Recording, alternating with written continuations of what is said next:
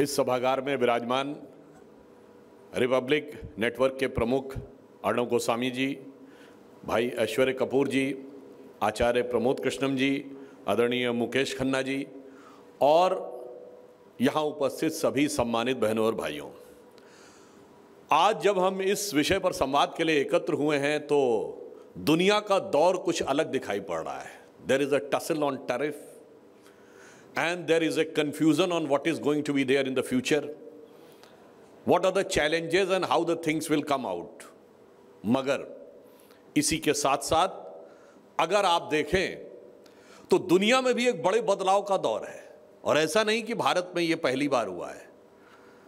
मैं याद दिलाना चाहता हूं 1998 पोखरण एक्सप्लोजन, 11 और 13 मई 1998, उसके बाद हम पे लगे आर्थिक प्रतिबंध और उस समय जितने भी सो कॉल्ड इंटेलेक्चुअल्स थे उन्होंने कहा this government has ruined this country.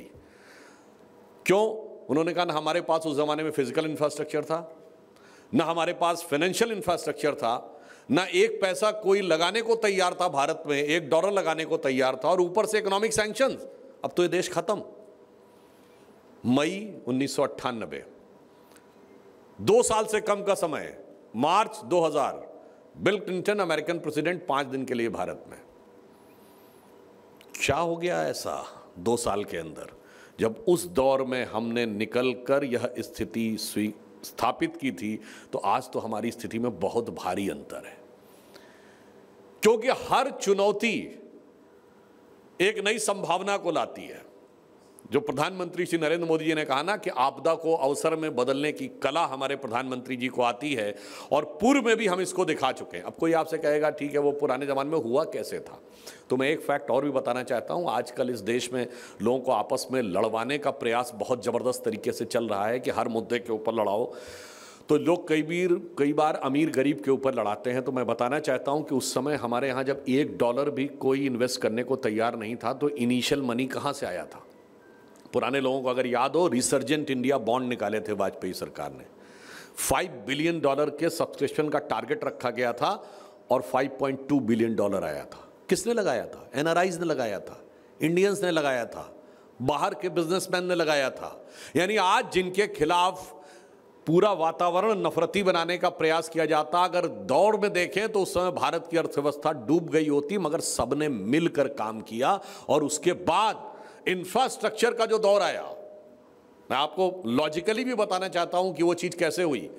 पहले तो पैसा आया बाहर से, नेक्स्ट हमें इंफ्रास्ट्रक्चर खड़ा करना था, तो इंफ्रास्ट्रक्चर खड़ा करने के लिए जब नेशनल हाईवे डेवलपमेंट प्रोजेक्ट बनने की बात आई तो 50 पैसे का सेस लगाया गया पेट्रोल पे। उससे इनिशियली 50,000 करोड़ रुपए आया। वो तो जस्ट शुरुआत करता है, ये मैं दिसंबर 98 99 की बात कर रहा हूं। और उसके बाद क्या हुआ कि लिक्विडिटी किस सेक्टर के पास चाहिए? सीमेंट एंड स्टील, तभी तो इंफ्रास्ट्रक्चर सेक्टर ग्रो करेगा। तो क्या किया गया कि जो rate of interest housing loan के 14.5% थे उन्हें घटाकर 7.5 पौने 8 तक लाया गया। जैसे ही हाउसिंग रेट ऑलमोस्ट हाफ हुआ, मिडिल क्लास ने भारी मात्रा में हाउसिंग लोन लेना शुरू किया। जैसे ही हाउसिंग लोन लेना शुरू किया तो क्या हुआ, जो कंस्ट्रक्शन सेक्टर में बूम आ गया और लिक्विडिटी किसके पास आ गई? सीमेंट एंड स्टील इंडस्ट्री के पास, जिसको इंफ्रास्ट्रक्चर के लिए लिक्विडिटी चाहिए थी। तो मिडिल क्लास को मकान मिलने लगा, इंफ्रास्ट्रक्चर खड़ा होने लगा और उस समय हमारा लेबर स्किल्ड नहीं था, अनस्किल्ड था। अनस्किल्ड लेबर का सबसे ज्यादा एम्प्लॉयमेंट की कैपेसिटी अगर होती है तो कंस्ट्रक्शन में होती है, तो लोगों को रोजगार मिलने लगा।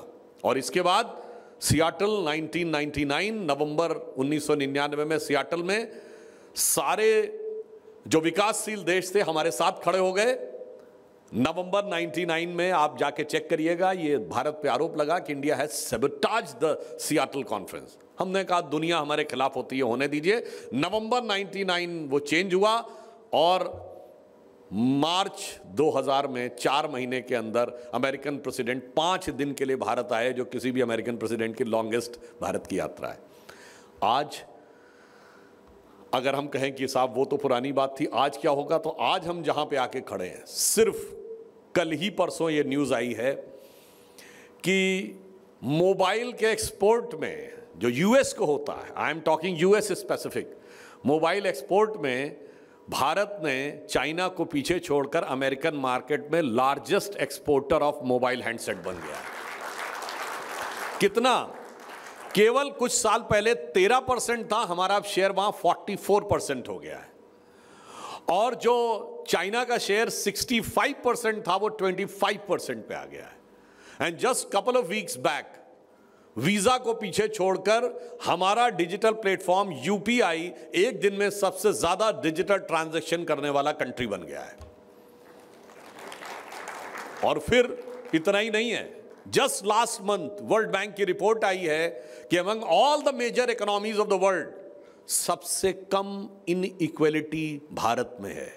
जो उनकी इंडेक्स है उसमें हम 25.2 पे हैं, यानी अमीर और गरीब के बीच में जिस खाई को बढ़ाने और लड़ाने का प्रयास किया जाता है, वर्ल्ड बैंक की रिपोर्ट कह रही है कि सबसे कम वो भारत के अंदर है।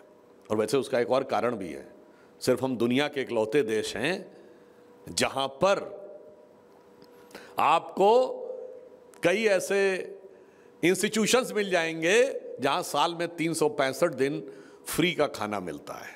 मंदिरों में भंडारा और गुरुद्वारों में लंगर। ये दुनिया में और किसी संस्कृति में देखने को नहीं मिलता। वहां तो लोग क्या कहते हैं, there can never be a free lunch, and if there is a free lunch there has to be poison in it. और इसलिए मैं कहना चाहता हूं कि भारत में एक और आप दृष्टि से देखिए, आज हम डिजिटल ट्रांजैक्शन में दुनिया के नंबर 1 देश हैं। यही एक दौर था, हमारे एक फाइनेंस मिनिस्टर थे जिन्होंने फ्लोर ऑफ द हाउस पे खड़े होकर कहा था भारत में लोग कम पढ़े लिखे हैं, टेक सेवी नहीं है, how they can transform to digital technologies. आज हम नंबर 1 देश नहीं है। दुनिया के कुल डिजिटल ट्रांजैक्शन का 48% अकेले इंडिया में होता है, which is more than put America China together. आप याद करिए, जापान के प्राइम मिनिस्टर आए थे दिल्ली के खान मार्केट में, उन्होंने डिजिटली दिया था पेमेंट। इमैनुअल मैक्रोन फ्रांस के प्रेसिडेंट आए और जयपुर में चाय वाले को कुल्हड़ की चाय पीकर चाय का पेमेंट डिजिटली किया था। That's how India is emerging today. और अब आप ये कहेंगे सिर्फ यही ट्रांसफॉर्मेशन नहीं है, उस ट्रांसफॉर्मेशन में पहली बार ऐसा हुआ है कि वर्ल्ड एआई समिट हुई पेरिस में and India became co chair with France. आप इमेजिन करेंगे एआई समिट ग्लोबल और prime minister Modi ji and Emmanuel Macron, French president, were co-chairing that. That's how India is emerging today and India is becoming more and more confident. और तीसरी चीज जो भारत में एक बदलाव की आ रही है वो ये आई है, एक दौर था when India was considered as soft state। कोई भी आता था, आतंकवादी घटना करता था और चला जाता था और हम शांति के कबूतर उड़ाते रहते थे। अब वक्त बदल गया है और वक्त ये बदला है कि हमने उरी के बाद सर्जिकल स्ट्राइक करके दिखाई यूजिंग अवर आर्मी, और उनका टेररिस्ट कैंप नष्ट किया। पुलवामा के बाद हमने बालाकोट किया बाय यूजिंग एयरफोर्स, और अब की बार टेररिस्ट बेस नष्ट किया। और पहलगाम के बाद हमने उनके 177 किलोमीटर तक अंदर जाकर नो कॉन्टैक्ट वॉर यानी मिसाइल के द्वारा ही क्या किया, जैश ए मोहम्मद और लश्कर तैयबा के हेडक्वार्टर्स जो बहावलपुर और मुरीदके में थे उनको नष्ट किया। यानी ग्रेजुअली अब दिखा रहा है कि भारत किसी भी प्रकार की ऐसी चीज के आगे झुकने को तैयार नहीं है। मतलब ऑन द लाइटर नोट में कहूं, वैसे मैं पहले भी बोल चुका हूं, जैश ए मोहम्मद का हेडक्वार्टर बहावलपुर में है जिसको मरकज सुभान अल्लाह कहते थे। तो एक दौर था कि यहाँ आते थे दिल्ली, मुंबई, जयपुर, गुवाहाटी, लखनऊ, कानपुर, फैजाबाद, वाराणसी, सूरत, कौन सा ऐसा इलाका था जहां धमाके नहीं होते थे? कौन से ऐसे चलती ट्रेन में धमाका, चलती बस में धमाका, बस अड्डे पे धमाका, लिखा रहता था छूना नहीं वरना कुछ बम विस्फोट हो जाएगा बताना। यहाँ धमाके होते थे, वहाँ वो लोग बहावलपुर में बैठ के कहते थे मरकज सुभान अल्लाह में सुभान अल्लाह सुभान अल्लाह। और अब वो दौर आया है जब जाकर एक आतंकवादी ने कहा कि मेरे 14 लोग मार दिए गए, मेरे परिवार के, मैं भी मर जाता तो अच्छा था। यानी कहां वो सुभान अल्लाह कहते थे, अब कहते हैं या अल्लाह ये क्या कर दिया, या अल्लाह मेरे परिवार के 14 लोग खत्म हो गए। ये एक बदलाव आया है भारत के एटीट्यूड में।